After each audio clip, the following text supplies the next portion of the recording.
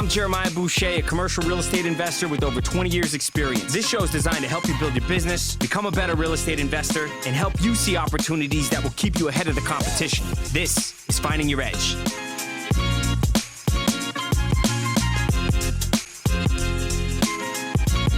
All right. I mean, 2024, just health habits in general. Like really, let's mine's, let's go. All right. Health habits. This is something that you've been, this has been like your driver. This is like your passion. This is a burning passion for you. And I want to know what can we do? I need help. You heard that I'm getting a little sloppy over here. And I know that this is a very important thing because when your body's on point, your mind's on point, when those two things are clicking and it's going well, business and relationships, all that stuff that gets taken care of too, because of just when your mind and body are right, business and relationships seem to be, on point too. Is that fair to say? 100%, dude. I think looking at psychologists and sharing like Jordan Peterson and listening to some other studies from Stanford, where no matter how much intellectual interaction you have with therapy, and yes, I mean, some people are in true depression and need chemical assistance, but for the most part, the majority, 95% of people or more, creating healthy habits completely changes your biochemistry in your head. And we've all felt that way, where you wake up and you're just like, you're not mad. Like you're just like, life is good. And some people have more natural dopamine receptors and some have less.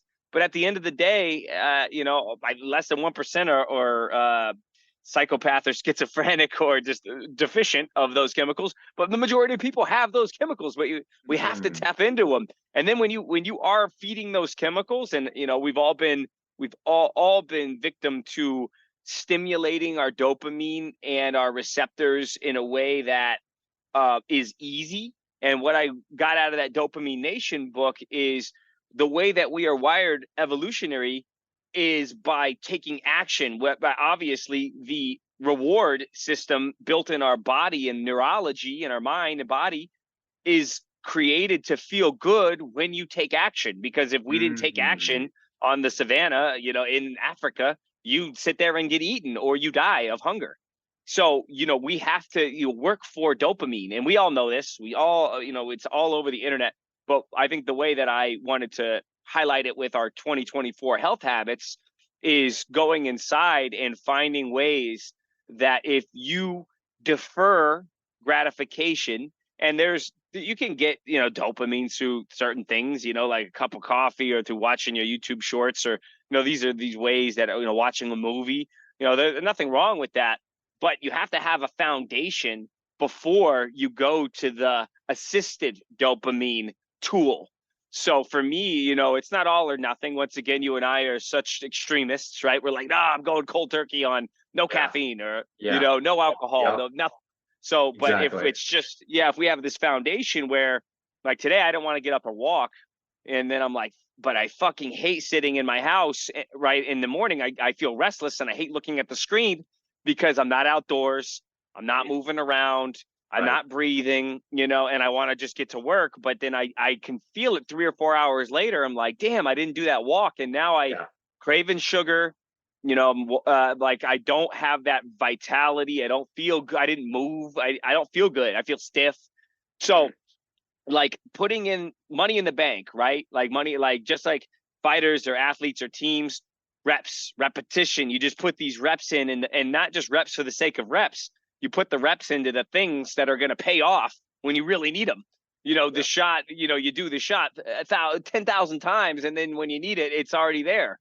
So doing the walking, doing the lemon water, doing some supplements in the morning, doing the breath, breathe, doing the walk. And then, some things I didn't get into, doing the cold plunge at times, but it's not every single day, all the time. It's not all about that tool. It's just about, getting the routine so that I can tap into feeling great later in the day, eating a little more salads, greens, lighter foods in the morning.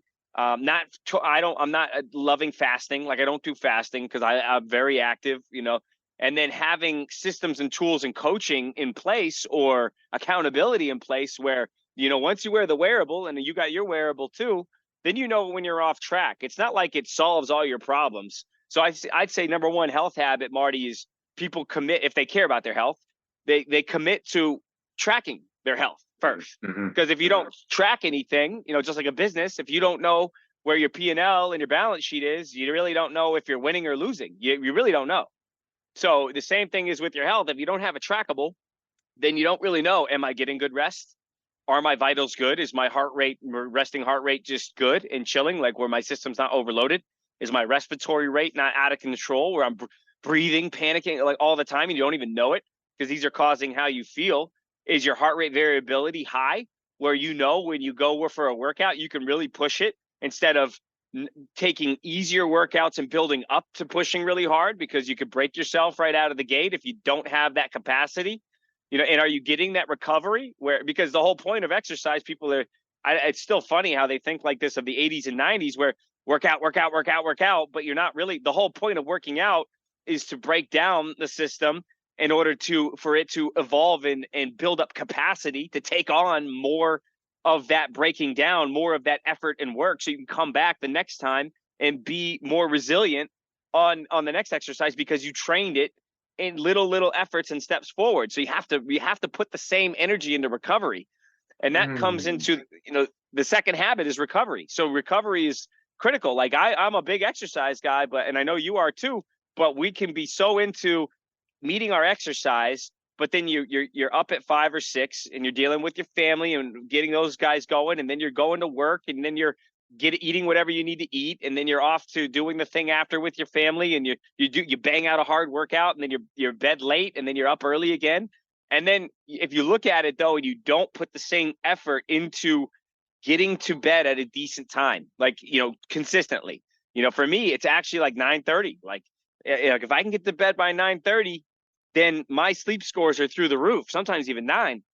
And then I know if I don't watch screens, if it's dark, realistically, I shouldn't be looking at a bright screen that has blue light, because I'm not just saying that it be in some airy fairy thing that, like, oh, you shouldn't be watching TV. It's just a natural physiological thing. Is when it's late at night, when it's dark, our circadian rhythm, our body's cells are saying, you got to slow down and rest so I can get at it when it's light. I have to recover. And then the light receptors in our eyes and our skin, and what red light does, this is what enhances and wakes us up and creates all the chemicals to go out and go kill shit and eat. Yeah. So if we're like tricking ourselves watching a crazy movie at night with loud stimulus, bright lights, and I'm saying, you can wear the blue blocking glasses, the red light glasses that block the blue light. That helps a lot. But if you're, or when you're looking at your laptop, but I think for me, and now I just listen to audiobooks, or I'll listen to my phone, or I'll put my phone on the lowest setting, or my TV on the lowest setting, and don't have that flashing light. So yeah, just that preparation for bedtime and the sleeping and waking up and doing the right things, being in a dark room, cold, a sound machine if you like it, but just quiet, and this ritual of investing in your rest. It's repetitive, but I think it needs to be said. So I just wanted to go over that first, get a trackable, and then also focus on recovery. We can keep going, Marty, but did you have a comment on that? Good. Yeah, this is super solid, because number one, the trackable, very helpful. I need to get back into it. I took a siesta from that because I hated seeing how bad I was sleeping, and it was actually causing more anxiety for me. Again, this is just, guys, I'm a new parent, so this isn't going to last forever. So I'm just, but as he's figuring out his sleep cycle, I can figure out mine. But at the same time, it's, I don't need the extra, hey, you're a piece of shit sleeper. The second thing, go ahead. I hear a lot of people argue with me about that. Yeah, no, I think that the thing is this, it doesn't go away, Marty. It doesn't go away. So there's nothing wrong with getting bad sleep.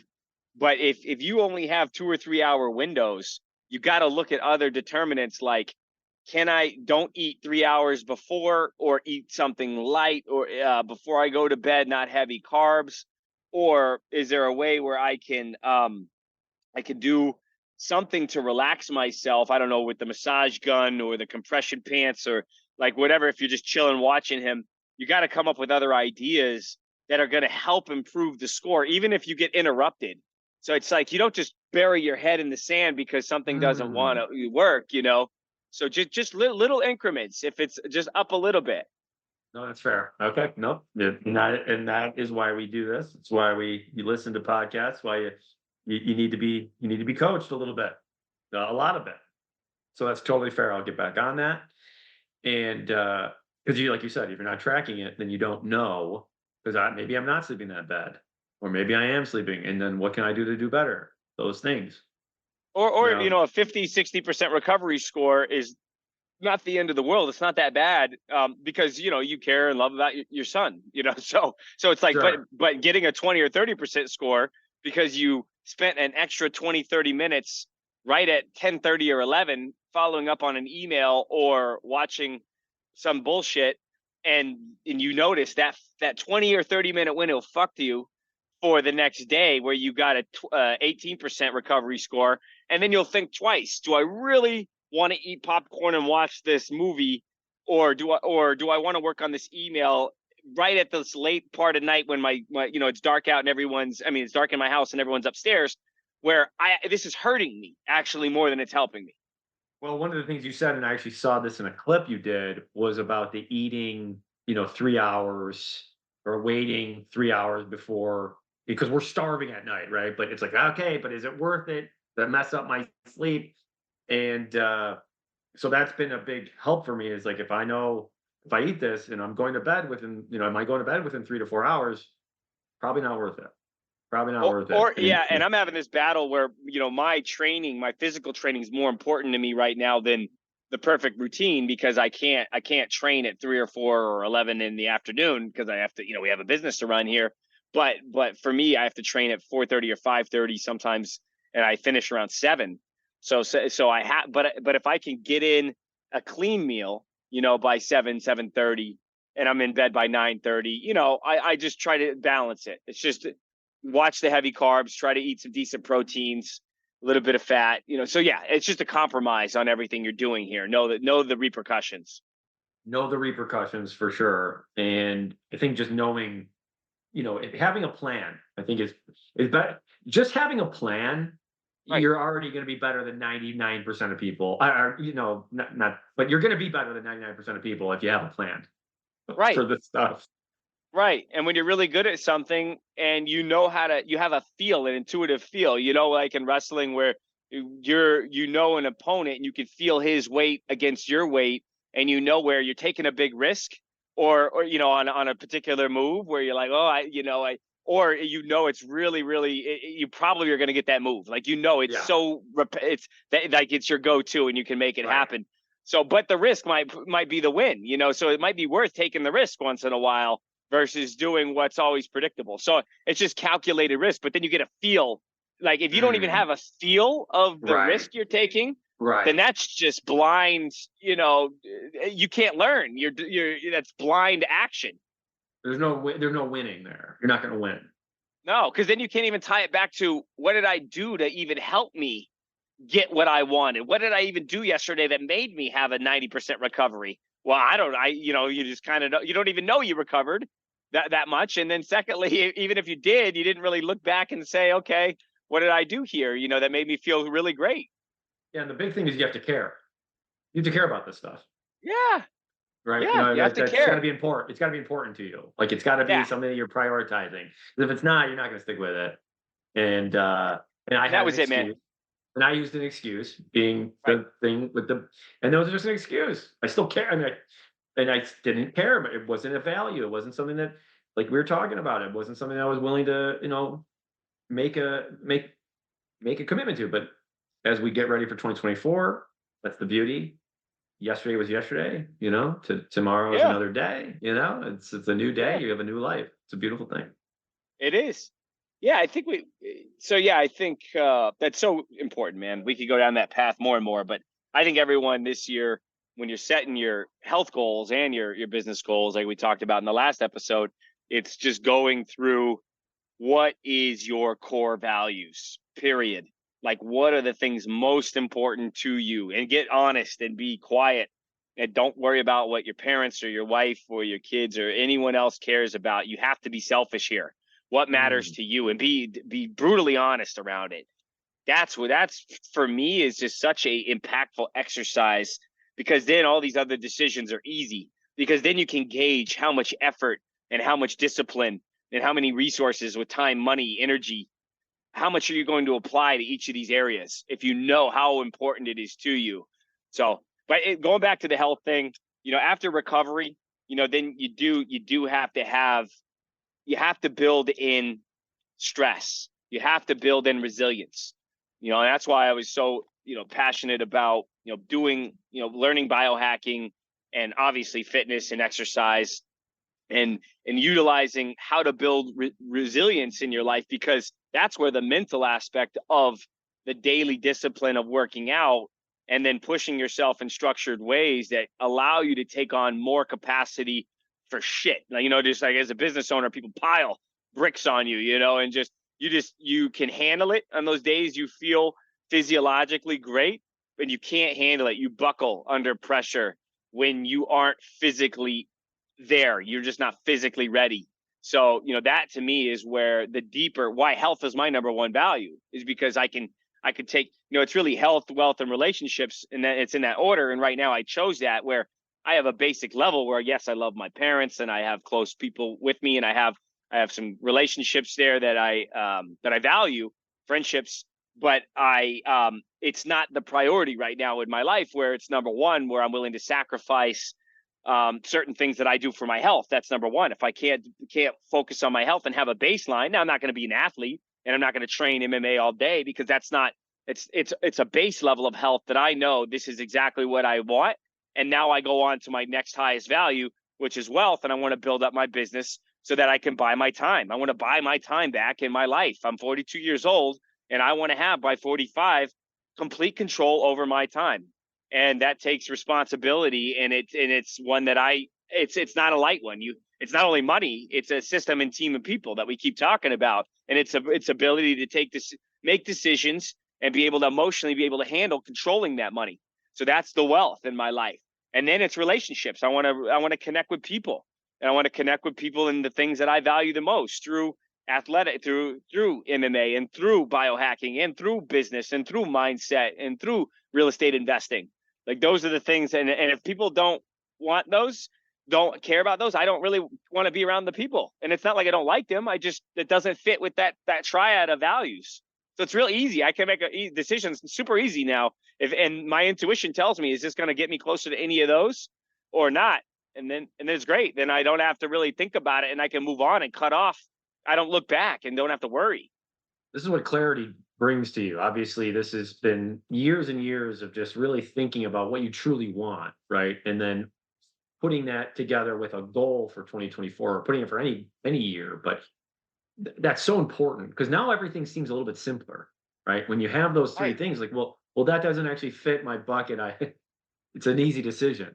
It's a no. Right. Or if it does, it's a yes. Wow, this fits. This is amazing. And so that life can be so much simpler if you just kind of take some time to really plan it out. And those three things of your, of 2024, I'm going to really take in and really go, hey, what is my goal 2024 for my health, wealth, and my relationships? And I don't think anybody can, if you're doing that, you really can't lose, as long as you're following those three things. You're going down that path. It's a beautiful path. It is. Great. It is. And doing those things, like on the resilience, like getting in a cold plunge, it's not about just cold plunging for the cold plunge. Like, that's silly, like it's about, there are health benefits to it, but what are the mental aspects of it? Like, where I know, okay, hey, I can just sit here in discomfort. Like, some people argue it's good for you, it's not good for you, but yeah, we can handle diverse temperatures, hot and cold.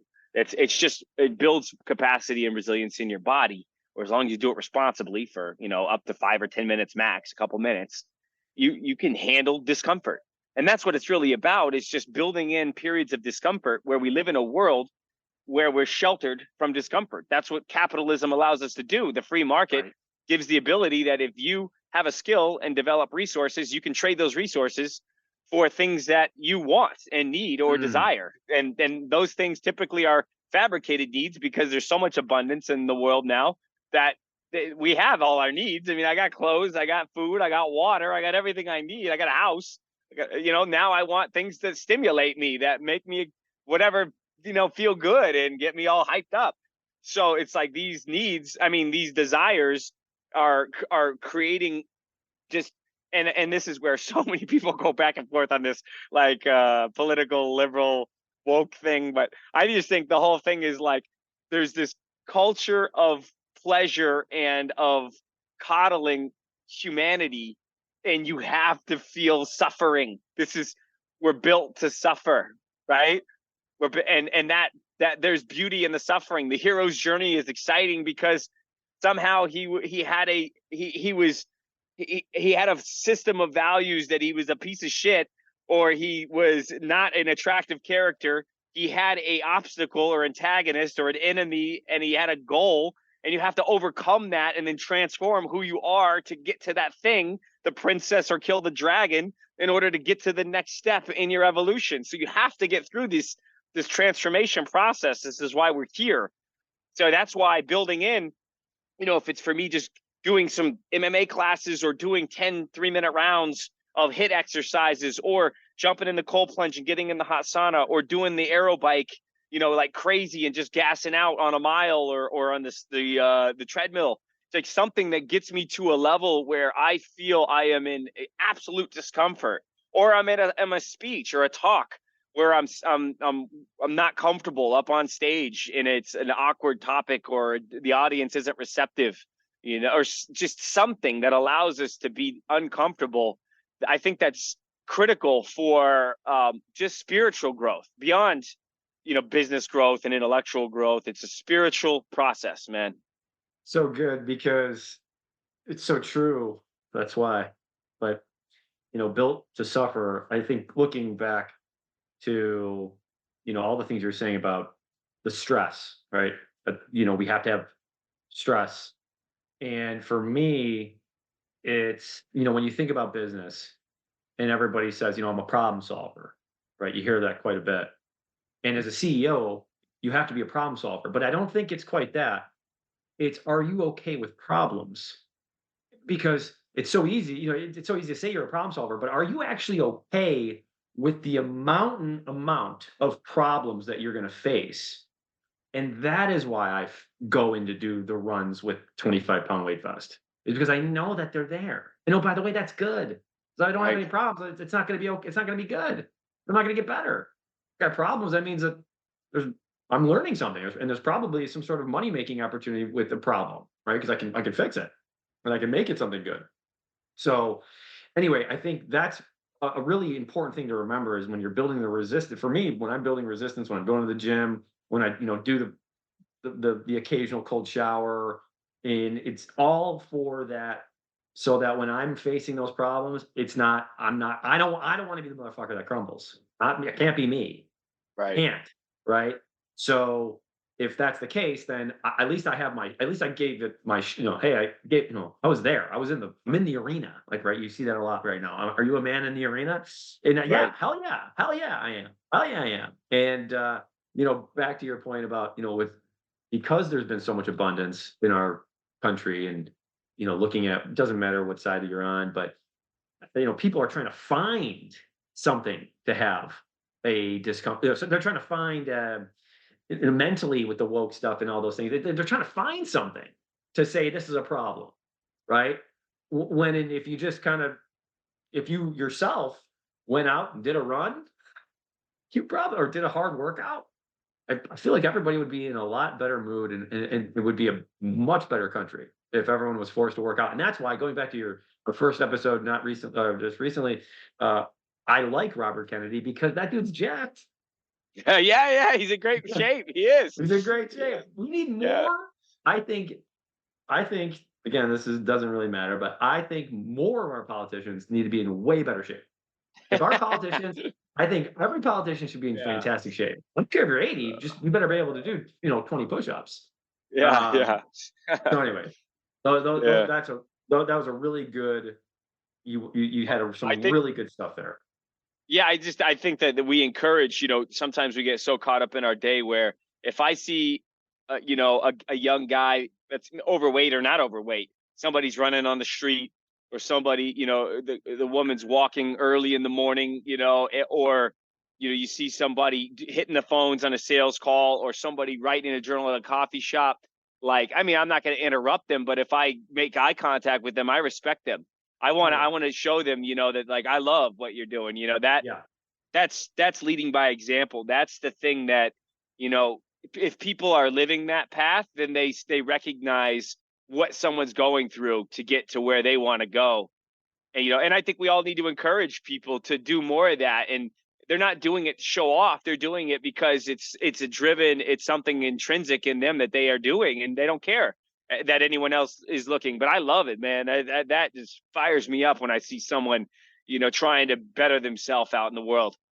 Oh, it's something I celebrate. It's something I absolutely I love, and my wife thinks I'm annoying because I'll go up to people and be like, "Let's go," because it's contagious, and it should amp you up. That stuff. It's really cool because you know why? You know why it is? Because no one does it. There's not a lot of people that do it. So when you see it, you're surprised, right? You're like, "Wow, that's cool. I love that." That. Right. So, and then you want to talk to them because that's filling one of your buckets, probably. Like, hey, you do this, this, and this. I bet you're probably a cool dude, right? Potentially. Right. I'm assuming you're probably a good guy or girl. So that's funny. Yeah, it's a beautiful thing, man. Yeah. So to wrap up the health deal, we got knowing where you're at, tracking it in some way, shape, or form. Putting an emphasis on recovery. It's not sexy, it's not fun, but man, it pays off. Those are those little habits that pay off over time.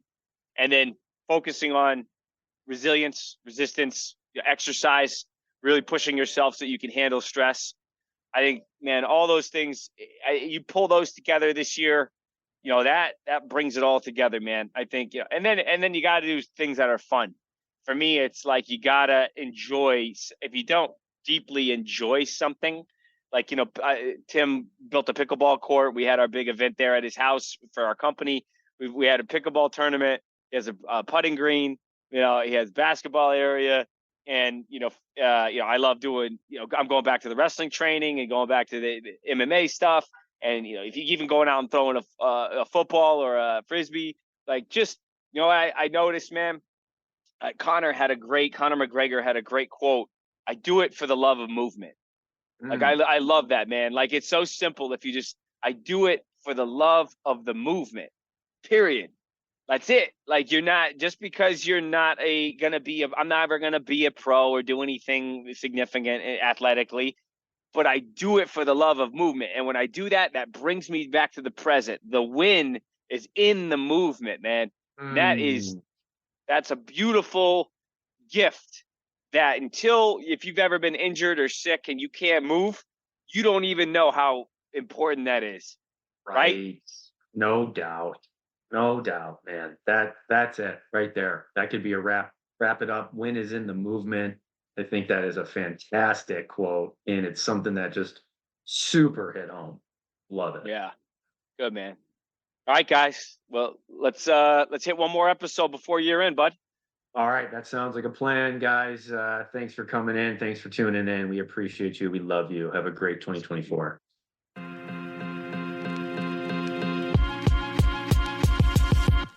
For more information on commercial real estate investing, go to patriotholdings.com. Thanks for listening to Finding Your Edge.